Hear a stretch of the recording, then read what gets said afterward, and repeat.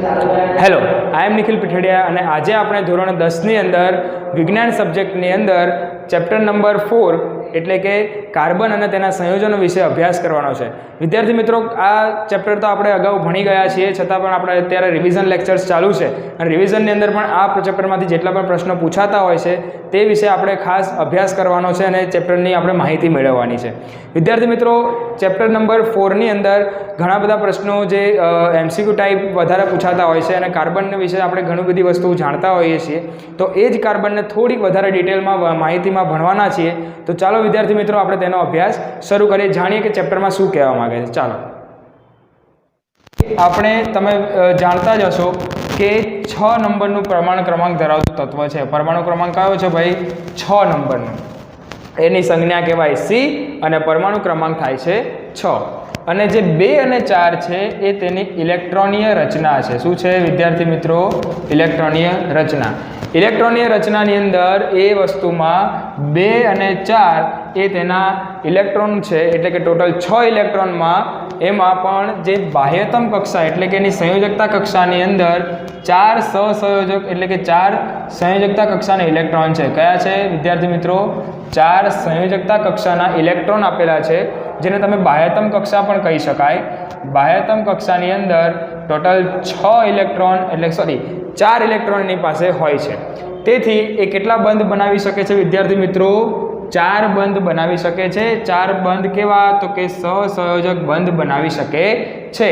એટલે કાર્બન જે છે તેની પાસે 4 બાહ્યતમ કક્ષાની અંદર ઇલેક્ટ્રોન હોવાથી એ ટોટલ 4 સહસંયોજક બંધ બનાવી શકે છે। વિદ્યાર્થી મિત્રો, કાર્બન એ જે છે એ કોઈ પણ સજીવ માટે, કોઈ પણ પૃથ્વી ઉપરનો કોઈ પણ સજીવ હશે તેના એક આધાર સ્તંભ તરીકે આપણે ઉલ્લેખ કરીએ છીએ। તો કાર્બનની અંદર એવું તો શું છે? તો કાર્બન જે છે એ પૃથ્વીના જીવનનો આધાર સ્તંભ છે, તેવું એને બિરુદ આપવામાં આવ્યું છે કે કાર્બન જે છે એ પૃથ્વી પરના જીવનનો આધાર સ્તંભ છે। કેમ? તો કે કાર્બનનો જે સ્વભાવ છે સર્વતોમુખી છે, એટલે કે એને કોઈ પણની સાથે ચાલે, એ દરેક તત્વ સાથે સંયોજન બનાવવા માટે સક્ષમ છે। તો અહીંયા જે કાર્બન છે એ પોતે સર્વતોમુખી સ્વભાવ ધરાવે છે અને પૃથ્વીના પોપડામાં, પૃથ્વીનો પોપડો હોય કે વાતાવરણ હોય તેની અંદર અલ્પ માત્રામાં તે આવેલું છે। એટલે કે કાર્બનનું પ્રમાણ ભલે ઓછું છે પરંતુ એ મહત્વનો ઘણો જ છે। દરેક સજીવની જીવનની અંદર કાર્બન સાથે કંઈક ને કંઈક સંકળાયેલી વસ્તુઓ તો હોય જ છે। એટલે વિચાર કરીએ કે જો પૃથ્વીનો પોપડાની વાત કરીએ તો તેમાં જે ખનિજો છે, ખનિજો સ્વરૂપે કાર્બન રહેલો છે 0.02%। એટલે ઘણી વખત એમસીક્યુની અંદર પણ પૂછાઈ શકે, તો પૃથ્વીના પોપડાની અંદર ખનિજો સ્વરૂપે 0.02% કાર્બન રહેલો છે તેવું આપણે લખી શકીએ। ત્યારબાદ વાત કરીએ કે વાતાવરણમાં છે, તો વાતાવરણની અંદર વાતાવરણમાં કાર્બન ડાયોક્સાઇડ સ્વરૂપે જે કાર્બન છે, કાર્બન ડાયોક્સાઇડની અંદર જે કાર્બન રહેલો છે એ ટોટલ 0.03% કાર્બન આપણી પાસે રહેલો છે। એટલે વાતાવરણમાં કાર્બનનું પ્રમાણ 0.03% એ કાર્બન ડાયોક્સાઇડની સાથે રહેલું છે, બરાબર, તેવું આપણે કહી શકીએ। અને કાર્બનના ઘણા બધા સંયોજનો છે, એ સંયોજનો પૈકી આપણે અમુક સંયોજનોના નામ વાત કરીએ તો કાર્બોનેટ સ્વરૂપે પણ એનું સંયોજન બની શકે, હાઇડ્રોજન કાર્બોનેટ સ્વરૂપે બની શકે, કોલસો પણ હોઈ શકે અને પેટ્રોલિયમ પેદાશોની અંદર પણ કાર્બનનો ક્યાંક ને ક્યાંક આપણે ઉપયોગ કરતા હોઈએ છીએ। એટલે કે દરેક સજીવ આપણા જે એની જીવનની સાથે સંકળાયેલ જેટલી પણ વસ્તુઓ છે એ કાર્બન સ્વરૂપે તો ક્યાંક ને ક્યાંક એની સાથે સંકળાયેલી હશે જ। હવે આગળ વાત કરીએ તો કાર્બન જે છે એની સંયોજકતા કક્ષામાં ટોટલ 4 ઇલેક્ટ્રોન રહેલા છે। જો એને નિષ્ક્રિય વાયુ જેવી એટલે કે તેની સાથે કોઈ પ્રક્રિયા ના કરી શકે, સંતૃપ્ત એને કરવો હોય તો નિષ્ક્રિય વાયુ જેવી રચના પ્રાપ્ત કરવા માટે એ કાં તો ઇલેક્ટ્રોન મેળવીને કરી શકે કાં તો તે ગુમાવીને કરી શકાય। જો એ ઇલેક્ટ્રોન કાં તો મેળવી શકે કાં તો ગુમાવીને પોતે નિષ્ક્રિય વાયુ જેવી રચના પ્રાપ્ત કરે છે। એટલે કે બાહ્યતમ કક્ષામાં કેટલા ઇલેક્ટ્રોન છે વિદ્યાર્થી મિત્રો? 4 ઇલેક્ટ્રોન રહેલા છે। આથી તેને 4 ઇલેક્ટ્રોન કાં તો મેળવવા પડશે કાં તો 4 ઇલેક્ટ્રોન ગુમાવવા પડશે, બરાબર। તો એ ઇલેક્ટ્રોન એ નિષ્ક્રિય વાયુ જેવી રચના પ્રાપ્ત કરે। નિષ્ક્રિય વાયુ એટલે કે અહીંયા હિલિયમ જે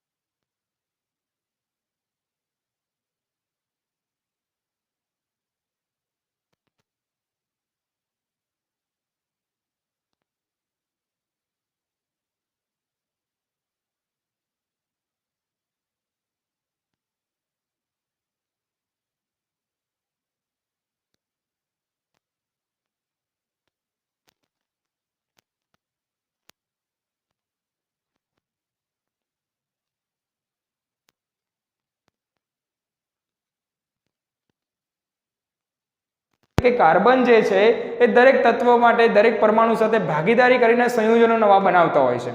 તો આપણે વિચારી શકીએ કે બંને પરમાણુ નિષ્ક્રિય વાયુ જેવી રચના પ્રાપ્ત કરે છે. એટલે કે જ્યારે પણ એને પોતાની સાથે એટલે કે એની પાસે જેટલા પણ બંધ બનાવવા હશે અથવા તેના બાહ્યતમ કક્ષામાં જેટલા ઇલેક્ટ્રોન હશે તો એને નિષ્ક્રિય વાયુ જેવી રચના પ્રાપ્ત કરવી હશે તો કાં તો એ ભાગીદારી કરશે, કાં તો ઇલેક્ટ્રોન મેળવશે, કાં તો ગુમાવશે, કાં તો ભાગીદારી કરવી પડે. એના સિવાય બીજો કોઈ ઓપ્શન નથી. તો નિષ્ક્રિય વાયુ જેવી રચના પ્રાપ્ત કરવા માટે એ ભાગીદારીનો ઓપ્શન પસંદ કરતો હોય છે. નિષ્ક્રિય વાયુ જેવી રચના એટલે શું? તો એની માટે પ્રાપ્ત કરવા તેઓ ભાગીદારી કરીને આ જે સમસ્યા ઊભી થઈ કે ભાઈ બાહ્યતમ કક્ષામાં એને જે ઇલેક્ટ્રોન જોતા હતા એટલા એની પાસે નથી, તો એ 4 ઇલેક્ટ્રોનની ભાગીદારી કરીને પોતાના ઇલેક્ટ્રોનને સંતૃપ્ત કરશે. એટલે સમસ્યાનો ઉકેલ કેવી રીતે આવ્યો ભાઈ? તો કે ભાગીદારીના કારણે સમસ્યાનો ઉકેલ આવતો હોય છે. બરાબર વિદ્યાર્થી મિત્રો? તેથી તે દરેક તત્વ કે પરમાણુ સાથે લાગુ પાડી શકાય છે. એટલે કાર્બન હોય કે અન્ય કોઈ પણ પરમાણુ હોય, આપણે બીજા કોઈ પરમાણુની વાત કરીએ જેમ કે હાઇડ્રોજનની વાત કરીએ છીએ તો હાઇડ્રોજનનો પરમાણુ ક્રમાંક કેટલો છે? 1. તો એના પાસે કેટલા ઇલેક્ટ્રોન હશે? ઇલેક્ટ્રોનની સંખ્યા કેટલી હશે? 1 જ. અને બીજો પણ એક પરમાણુ આપણે લઈએ છીએ હાઇડ્રોજનનો, જેની પાસે પણ ઇલેક્ટ્રોન કેટલા છે? 1. તો હાઇડ્રોજનનો 1 ઇલેક્ટ્રોન, આ હાઇડ્રોજનનો 1 ઇલેક્ટ્રોન, આ હાઇડ્રોજનનો, બંને એક બંધ બનાવશે એક ઇલેક્ટ્રોનની ભાગીદારી કરીને. એટલે કે અહીંયા કંઈક આ પ્રકારની રચના, એટલે H2 કેવી રીતે બનશે?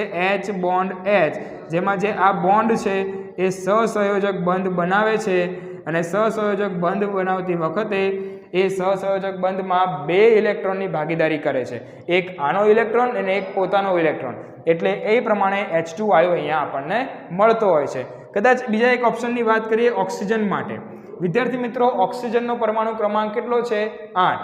8ની સાથે જો તમે વાત કરવામાં આવે તો ટોટલ 6, એટલે કે 2 અને 6 એની ઇલેક્ટ્રોન રચના હોય છે, જેના આધારે બાહ્યતમ કક્ષામાં એની પાસે 6 ઇલેક્ટ્રોન હોય.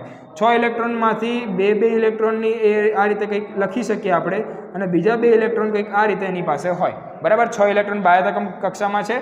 તો પછી બીજો પણ એક ઓક્સિજન લઈએ છીએ, તેની પાસે પણ સેમ વસ્તુ, જે 6 ઇલેક્ટ્રોન બાહ્યતમ કક્ષામાં હશે એના પૈકીની 2 ઇલેક્ટ્રોનની એ શું કરે છે? અહીંયા તમે જોઈ શકો છો, ભાગીદારી કરે છે.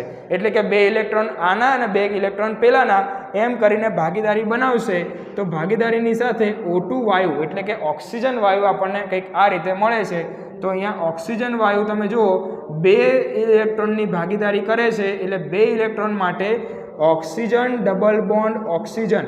એટલે કંઈક તમને કદાચ ન દેખાતું હોય તો કંઈક આ રીતે હું અહીંયા લખું છું સાઈડમાં, ઓક્સિજન ડબલ બોન્ડ ઓક્સિજન, કંઈક આ રીતે. કેમ? કારણ કે એક ઇલેક્ટ્રોનની ભાગીદારી કરે છે તો સિંગલ બોન્ડ આવે છે, પણ 2 ઇલેક્ટ્રોનની ભાગીદારી થાય છે તો ડબલ બોન્ડ થાય છે. બરાબર? એટલે O2 વાયુ જે છે, O2 અણુ છે, એ કંઈક આ રીતે આપણને જોવા મળે છે. તો વિદ્યાર્થી મિત્રો, આવા અમુક બીજા સંયોજનોની કે બીજા તત્વના પરમાણુની આપણે વાત કરીએ કે એની અંદર કઈ રીતે ઇલેક્ટ્રોનની ભાગીદારી થાય છે, તો ચાલો એ આપણે જોઈએ. તો વિદ્યાર્થી મિત્રો, હવે આગળ અમુક તત્વોની વાત કરીએ. તો અહીંયા આપણે એક નાઇટ્રોજન તત્વ લીધું છે કે તેની બાહ્યતમ કક્ષામાં ટોટલ 5 ઇલેક્ટ્રોન છે. વિદ્યાર્થી મિત્રો, બાહ્યતમ કક્ષામાં 5 ઇલેક્ટ્રોનની અંદર 2 ઇલેક્ટ્રોન આ બાજુ, 3 ઇલેક્ટ્રોનની પોતે ભાગીદારી બનાવે છે. તો ભાગીદારીમાં જે N2 અણુ બને છે, N2 અણુની અંદર ટોટલ 3 બંધ બનેલા હોય છે. કેટલા બંધ હોય છે વિદ્યાર્થી મિત્રો? ત્રિબંધ હોય છે. બરાબર? તે જ પ્રમાણે બીજા એક સંયોજનની વાત કરીએ તો કે એમોનિયા. એમોનિયાની અંદર પણ એક ઇલેક્ટ્રોનની હાઇડ્રોજન અને નાઇટ્રોજન પોતાની ભાગીદારીને કરીને NH3 અણુ બનાવે છે. બરાબર? એટલે જે એમોનિયા આપણી પાસે મળે છે તે કંઈક આ રીતે હોય છે. આગળ બીજા એક ટોપિકમાં વાત લખેલી છે કે ભાઈ સીએનજી ગેસ જે પરિવહનમાં વાહનોમાં યુઝ થતો હોય છે, તે સીએનજીની અંદર મુખ્ય ઘટક તરીકે શું હોય છે વિદ્યાર્થી મિત્રો? મિથેન હોય છે. મિથેન એટલે કે CH4, અને CH4નું બંધારણ કંઈક આ રીતે છે. એટલે કે કાર્બન પણ એક શૃંખલાવાળું અથવા અલગ અલગ વસ્તુ ધરાવતું, જે તમે જોઈ શકો છો કે અલગ અલગ હાઇડ્રોજન આપણી પાસે અહીંયા અવેલેબલ છે. તો એ હાઇડ્રોજન જે છે એ અહીંયા ચક્રીય પણ હોઈ શકે, લાંબી શૃંખલા ધરાવતું પણ હોઈ શકે, શાખિત પણ હોઈ શકે. અલગ અલગ અહીંયા હાઇડ્રોજન જોડાયેલા છે. બરાબર? તો મિથેનનું કંઈક આ રીતનું સ્ટ્રક્ચર, બંધારણ આપણે ઓળખી શકીએ. આગળ વાત કરીએ તો કાર્બનનો સર્વતોમુખી સ્વભાવ. સર્વતોમુખી સ્વભાવની અંદર એવું કહેવા માગે છે કે ભાઈ કાર્બનની સંયોજકતા કક્ષામાં ટોટલ 4 ઇલેક્ટ્રોન હોય છે. એના કારણે એની સંયોજકતા કક્ષા કેટલી હોય? 4 હોય. હવે મોટી સંખ્યામાં જો બંધ એ પોતે બનાવવાની ક્ષમતા ધરાવે, લાંબી શૃંખલાની અંદર પણ એ પોતે બંધ બનાવી શકે તેવો સક્ષમ હોય છે. પહેલી વસ્તુની વાત કરીએ તો કાર્બન અન્ય કાર્બન પરમાણુ સાથે બંધ બનાવવાની એક ક્ષમતા ધરાવે છે. કાર્બન તત્વ જે એવું તત્વ છે કે બીજા જ કાર્બન તત્વની સાથે પોતે બંધ બનાવી શકે છે અને એક ક્ષમતાના લીધે મોટી સંખ્યામાં અણુઓ બને છે, લાંબી એક શૃંખલા બની શકે છે અને એ શૃંખલાના કારણે તેને કહી શકીએ કે તેની પાસે કેટેનેશનનો ગુણધર્મ છે. શેનો ગુણધર્મ છે વિદ્યાર્થી મિત્રો? કેટેનેશનનો ગુણધર્મ જોવા મળે છે. કેટેનેશનનો ગુણધર્મ એટલે કે તેની અંદર કાર્બન અને કાર્બન બે તત્વો એકસાથે જે જોડાઈ શકે છે અને જોડાઈને જે નવું શાખિત અથવા તો શૃંખલામય જે કાર્બનની રચના જોવા મળે છે તેને કાર્બનનો કેટેનેશનનો ગુણધર્મ કહેવાય છે. કાર્બન એ જ્યારે એકલ બંધથી જોડાયેલો હોય ત્યારે એ એકલ બંધથી જોડાયેલા કાર્બનને આપણે સંતૃપ્ત સંયોજનો કહીશું અને જ્યારે દ્વિબંધ કે ત્રિબંધ સાથે જોડાયેલા હશે તેને આપણે અસંતૃપ્ત સંયોજનો તરીકે ઓળખીશું. ફરીથી વિદ્યાર્થી મિત્રો, એકલ બંધ એટલે કે સંતૃપ્ત સંયોજનો અને દ્વિબંધ અથવા ત્રિબંધ સાથે જોડાયેલા હશે તો અસંતૃપ્ત સંયોજનો જોવા મળે છે. કાર્બન કાર્બન વચ્ચે જે બંધ બને છે, જે પણ કાર્બન કાર્બન વચ્ચે બંધ બનતો હશે વિદ્યાર્થી મિત્રો, તે બંધ ખૂબ જ મજબૂતાઈથી એટલે કે પ્રબળ બંધ હોય છે અને તે 4 સંયોજકતાના લીધે 4 બંધ બનાવવાની ક્ષમતા ધરાવે છે. 4 બંધ બનાવવાની ક્ષમતા કંઈક આ રીતે ધરાવતી હોય એટલે કે એની પાસે કાં તો એ લાંબી શૃંખલા ધરાવી શકે છે અથવા તો તે શાખિત શૃંખલા પણ ધરાવી શકે છે, બરાબર, અથવા તો તે વલયો પણ ધરાવી શકે છે. એટલે વલય એટલે કે ચક્રીય રચના પણ તે ધરાવે છે, બરાબર વિદ્યાર્થી મિત્રો. ચક્રીય રચના પણ કાર્બન પોતે ધરાવતું હોય છે. તો કંઈક આ રીતે પોતે કાર્બન એ પોતે સર્વતોમુખી સ્વભાવ ધરાવે છે, તેની અંદર તમે આ વસ્તુઓ લખી શકો છો. હવે સંતૃપ્ત અને અસંતૃપ્ત સંયોજનોની વાત કરીએ કે જેમાં એકલ બંધ અને દ્વિબંધ કે ત્રિબંધ સાથે જોડાયેલા અણુઓ કે પરમાણુ હોય છે કાર્બનના, તેની વાત કરીએ તો પહેલી વસ્તુ આવે છે મિથેન, જેનું સ્ટ્રક્ચર આપણે અહીંયા આગળ જોયું છે. એ સ્ટ્રક્ચરની અંદર CH4 એટલે કે CHHHH 4 હાઇડ્રોજન પરમાણુઓ, એટલે હાઇડ્રોજન કેમ? કારણ કે કાર્બનની સાથે 4 સંયોજકતા હોવાના કારણે 4 હાઇડ્રોજન પરમાણુઓ તેની સાથે જોડાયેલા હોય. તેવી જ રીતે ઇથેનની વાત કરીએ, ઇથેનમાં શું હોય છે તો કે 2 એની અંદર કાર્બન હોય છે. કેટલા કાર્બન હોય વિદ્યાર્થી મિત્રો? 2. એટલે કે કાર્બન કાર્બન વચ્ચે એક સિંગલ બોન્ડ બને છે અને એ સિંગલ બોન્ડને સાથે એની એક ઇલેક્ટ્રોનની ભાગીદારી કર્યા બાદ એની 3 સંયોજકતા કક્ષા અહીંયા બાકી રહી છે અને 3 સંયોજકતા કક્ષા બાકી રહેવાના કારણે એક બંધ બનાવીને હાઇડ્રોજન જોડાઈ જાય છે, બરાબર. સેમ વસ્તુ આ બાજુના કાર્બન સાથે પણ થતી હોય છે. તો એની 4 સંયોજકતા પૂરી કરવા માટે એક હાઇડ્રોજનની સાથે ભાગીદારી તો કરે જ છે અને એની સાથે કાર્બન પણ જોડાયેલો હોય છે. તો વિદ્યાર્થી મિત્રો, આ પ્રકારની જે તમે રચના જોઈ રહ્યા છો જેમાં મિથેન અને ઇથેન જેમાં N બોલાય છે એટલે કે તે આલ્કેન શ્રેણીના સંયોજનો છે તેવું કહી શકાય છે. આલ્કેન શ્રેણીની અંદર બંધારણીય સૂત્ર કહેતા કે આણ્વીય સૂત્ર કંઈક આ રીતે છે. CnH2n+2 પરીક્ષાની અંદર ઘણી વખત MCQમાં પણ પૂછાતું હોય છે કે આલ્કેન શ્રેણીનું સામાન્ય સૂત્ર, આણ્વીય સૂત્ર કે બંધારણીય સૂત્ર કંઈક આ પ્રમાણે છે CnH2n+2, જેમાં આલ્કેન શ્રેણીની અંદર N પ્રત્યય લાગે છે એટલે પણ જે પણ સંયોજનો બનશે તેમાં N પ્રત્યય બોલાતું હશે, એટલે N પ્રત્યયવાળો આપણી પાસે સંયોજન અહીંયા મળતું હોય છે. બીજી વસ્તુની વાત કરીએ તો કે ઇથિન. ઇથિનની અંદર આપણે C2H4 નામનું સંયોજન બને છે અને C2H4 નામના સંયોજનમાં કાર્બન કાર્બન વચ્ચે ડબલ બોન્ડ એટલે કે દ્વિબંધ રચાયેલો હોય છે. શું રચાયેલો હોય છે વિદ્યાર્થી મિત્રો? દ્વિબંધ રચાયેલો હોય છે અને એ દ્વિબંધ એટલે કે એક ઇલેક્ટ્રોન અને બીજા બંધમાં બીજા એક ઇલેક્ટ્રોનની એટલે ટોટલ 2 ઇલેક્ટ્રોનની ભાગીદારી કરવાના કારણે દ્વિબંધ રચાયો અને બાકી રહેલી જે હાઇડ્રોજનની કક્ષા એટલે કે બાકી રહેલી 2 કક્ષાઓ રહી એટલે કે 2 બંધ બનાવવા માટે પોતાના 2 ઇલેક્ટ્રોન હજી પણ બાકી છે તો હાઇડ્રોજનની સાથે બંધ બનાવીને પોતે સંતૃપ્ત થાય છે. તો અહીંયા એ દ્વિબંધ ધરાવતો એક સંયોજન આપણી પાસે જોવા મળે છે અને તે આલ્કીન શ્રેણીનું સંયોજન છે તેવું આપણે કહી શકીએ. કેવી રીતે? તો ઇથિન બોલવામાં ઇન બોલાય છે, એમ ઇન પ્રત્યય લગાવવાથી આલ્કીન શ્રેણીનું એક સંયોજન બનતું હોય છે. હવે આ જે બંધારણીય સૂત્ર એનું પણ જેમ આલ્કેન શ્રેણીનું હતું તેવી જ રીતે વિદ્યાર્થી મિત્રો આલ્કીન શ્રેણીનું પણ હોય છે. એનું અણ્વીય સૂત્ર કે બંધારણ સૂત્ર શું છે? CnH2n. શું છે વિદ્યાર્થી મિત્રો? CnH2n એ આલ્કીન શ્રેણીનું સૂત્ર છે. આગળ વાત કરીએ ઇથાઇનની, તો ઇથાઇનમાં પણ C2H2 તમે જુઓ છો કે હાઇડ્રોજનની સંખ્યા ધીમે ધીમે ઘટતી જાય છે. તો કઈ રીતે? તો C2H2 એના પ્રમાણમાં શું બને છે? આ જે કાર્બન કાર્બન વચ્ચે 3 બંધ બને છે વિદ્યાર્થી મિત્રો, જોઈ શકો છો.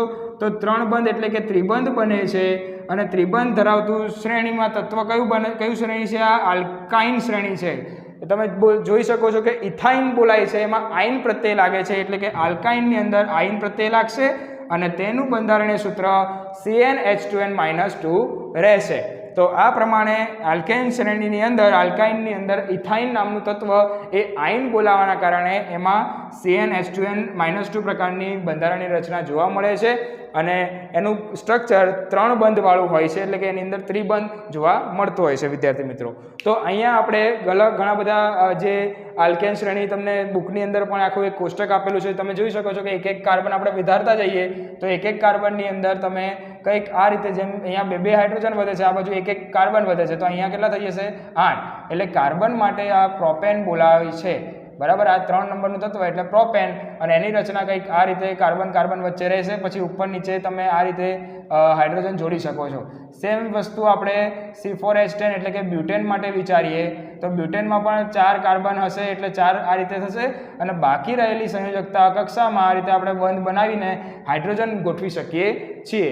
સેમ વસ્તુ આલ્કીન અને આલ્કાઇન શ્રેણીની અંદર પણ શક્યતા જોવા મળતી હોય છે. તો વિદ્યાર્થી મિત્રો, આ પ્રમાણેનું આખું કોષ્ટક તમને બુકની અંદર અલગ અલગ તત્વો માટે અલગ અલગ સંયોજનોના નામ તમને આપેલા છે, જેમ methane, ethane, propane, butane, pentane, hexane, અલગ અલગ પ્રકારના કાર્બન જેમ જેમ વધતા જશે તેમ તેનું નામ બદલાતું રહેશે વિદ્યાર્થી મિત્રો. તો આ રીતે આપણે આ 3 શ્રેણી વિશે જાણ્યું. હજી એક વસ્તુ બાકી છે, જે છે સાયક્લો. સાયક્લો એટલે કે ચક્રીય કાર્બનો.